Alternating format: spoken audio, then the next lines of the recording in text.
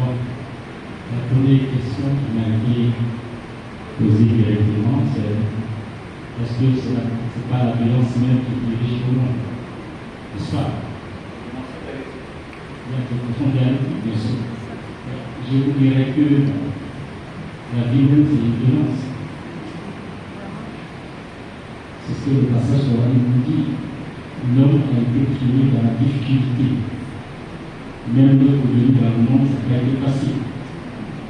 Ça veut dire que la vie que nous allons affronter ne sera pas une vie facile. Mais il s'agit de la violence ultime. Je prends un exemple simple. Le ministère de la Sécurité est veillé à instaurer la sécurité. À quoi? Au-delà, ce sont des dispositions préventives. Mais là, c'est violence, ça fait peur déjà. Quand tu vois les gens en uniforme chez toi ou dans la rue, partout, tu as peur. Mais ça coûte en instaurant pourtant la paix, on essaie cela. Il s'agit de la bonne violence. Monsieur le docteur, avant de sortir de chez vous avez plusieurs choix entre vos amis. C'est que vous allez porter. Vous avez dû faire violence sur vous pour choisir un parmi ces amis. Donc, de violence. Mais c'est la violence utile. Je parle de sérieux.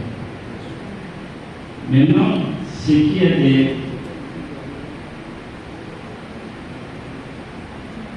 textes sacrés, je crois que ça a été dit, ça a été expliqué.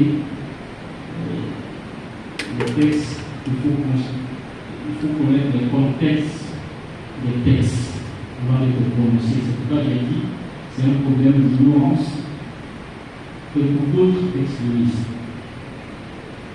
Il y en a qui ne comprennent pas le contexte des versets ou des textes. Alors il faut approcher les initiés pour qu'ils les textes les choses. Il ne faut pas s'amuser à donner le sens au texte comme ça.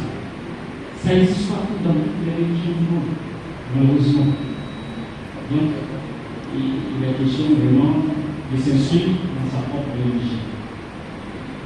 Quant à l'acceptation des chrétiens dans certaines zones, moi je pense pas, je suis dans toute la nouvelle l'ignorance. Parce que dans mon exposé tout de suite, on a vu le prophète de l'islam, quand il vivait en Mecque, il était un simple citoyen, excepté, lui et ses disciples, par la violence des Arabes Qurayshites des Mecques.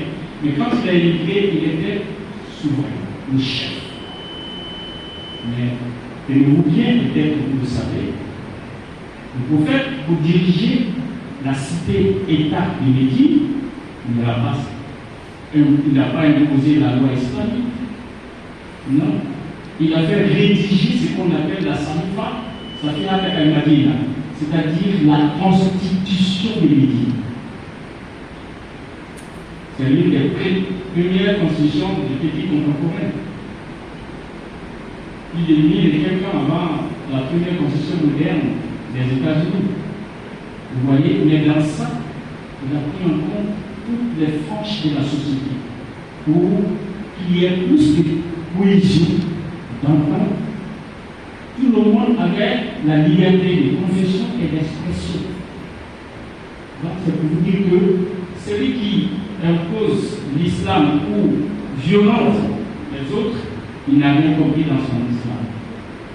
Jamais vous n'entendrez ceux qui comprennent l'islam qui sont violents envers les autres religions. Jamais. Mais l'ignorance, c'est toujours l'ignorance.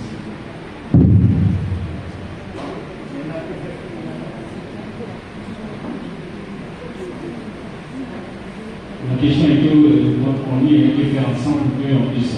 Maintenant, j'ai terminé par une notification que le doyen avait un peu parlé dans son exposé. Doyen, excusez-moi. le mot, il a utilisé deux mots. Kafir et puis Bushman. Le mot kafir a son origine en arabe. Kafir, ça veut dire quoi? Le rebelle ou celui qui refuse la religion musulmane. En d'autres termes, l'ingrat. C'est-à-dire le fait de ne pas adorer Dieu, il est ingrat vis-à-vis de Dieu. Ça, c'est la signification du mot kafir. Quand le mot Bushman, ça ne provient pas, ce n'est ni un mot arabe, ni un mot africain, c'est un mot occidental. Je ne dirais pas vrai, je dirais occidental. Et nous avons emprunté cela d'eux. Parce que le colon, quand il arrivait, quand il allait chez les autres, il disait en Basse-Côte, c'est les Bushman qui sont là-bas. Donc, c'est comme le mot Djoula. Il n'y a pas d'ethnie en Côte d'Ivoire qui s'appelle Djoula. C'est un mot d'origine arabe. Ce n'est même pas un mot d'origine africaine. Non. Djoula, c'est le mot arabe Djaoula. Quelqu'un, c'est-à-dire mobile, qui bouge. Alors que nos parents du Nord étaient des commerçants. Donc, quand ils iraient dans la région pour venir faire leur commerce, on leur demande tu fais quoi? Comme on ne s'entendait pas, le Sénégal ne parlait pas baoulé, le baoulé ne parlait pas le malinqué. Donc, il s'est dit non, je fais Djaoula, je fais Doula, c'est-à-dire je me promène en Banda. Et c'est ce qui est resté pour dire Djoula. Donc Djoula, Kofi est Djoula, s'il est commerçant. Zabba, il est Djoula, s'il est commerçant. Comme Djakadia est commerçant, donc il est Djoula. Mais au fond, soit il est maléqué, soit il est Sonofo. C'est le grand groupe ethnique dans le Nord. Voilà, c'est ce petit truc que je voulais. Je m'excuse, je m'en excuse. Non, nous sommes à la table de la science. Le docteur Kofi Annan demande en quoi les religions traditionnelles africaines sont cohérentes, dans la mesure où elles continuent de résister à l'islam et au christianisme. Je crois bien que c'est ça. Une provocation. Alors, je voudrais retrouver la question au docteur Kofi. Si vous êtes harcelé, vous avez vous défendre, vous n'allez pas vous défendre. Et en quoi vous êtes intolérant en vous défendant contre quelqu'un qui vous agresse. Et la résistance des adeptes de religion traditionnelle n'a jamais été violente. Vous chercherez en vain des exemples de guerre ou d'affrontement qui a opposé des fidèles de religion traditionnelle et des fidèles de l'islam ou du christianisme, en dehors de ce qui s'est passé à l'origine. Et qu'est-ce qu'on appelle l'intolérance? Les religions traditionnelles africaines sont des religions locales.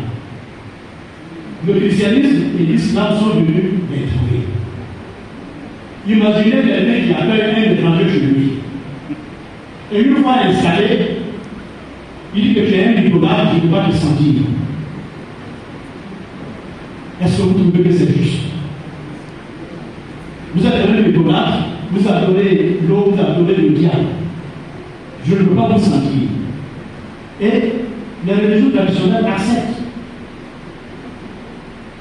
Les religions traditionnelles acceptent. Et moi, j'ai accepté de venir à ce boulot. Est-ce que le docteur Kofi est prêt? Parce que j'ai contribué à créer une association des prêtres traditionnels de la région du Sansan. Est-ce que le jour où ils auront leur réunion, et que je vais envoyer une invitation au docteur Kofi en tant que chrétien, est-ce qu'il accepterait d'aller? C'est vous qui le dites. Parce que moi, je vais annoncer dans certaines circonstances le demande. Les chefs, beaucoup de mes chefs ont été des musulmans. Et lorsqu'il y a des cas de décès, il y a des moments où je suis accepté à l'annoncer. J'y vais. Mais lorsque nous, évidemment, je suis chef de village. Rien que pour la seule cérémonie traditionnelle, la fête des ignames, les chrétiens refusent d'aller où on célèbre la fête des ignames. Et pourtant, quand il y a des décès, moi je vais à l'église, je vais à la mosquée, c'est ça la tolérance. Aujourd'hui, est-ce que vous imaginez un seul instant? On a créé une religion traditionnelle en Égypte, ou en Arabie Saoudite, ou en Algérie. Est-ce que vous imaginez ça un seul instant? Est-ce que vous imaginez un instant qu'on a créé une religion traditionnelle africaine en Israël, ou en cas dans les pays ancrés dans les traditions modernes? C'est cela. Alors, vous êtes reçus par des gens à bras ouverts. Et vous dites non, vous avez Satan, donc on ne peut plus vous sentir. On doit bannir complètement les religions traditionnelles de la terre. Les chrétiens, comme les musulmans, ont leur cimetière dans les villages, et même en Bible. C'est vrai que c'est pas vrai. Parce qu'ils estiment qu'il est indigne pour un adepte de religion traditionnelle qui est enterré au même endroit qu'eux.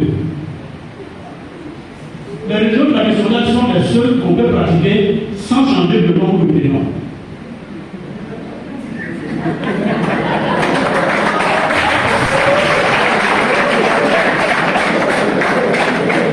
Moi, je suis un bosoniste et je l'assume. Ma femme est chrétienne, évangélique. Parmi les enfants, il y en a qui sont chrétiens évangéliques. Et il y en a qui sont catholiques. Est-ce qu'il y a un chrétien ici qui accepterait que son enfant pratique la religion traditionnelle?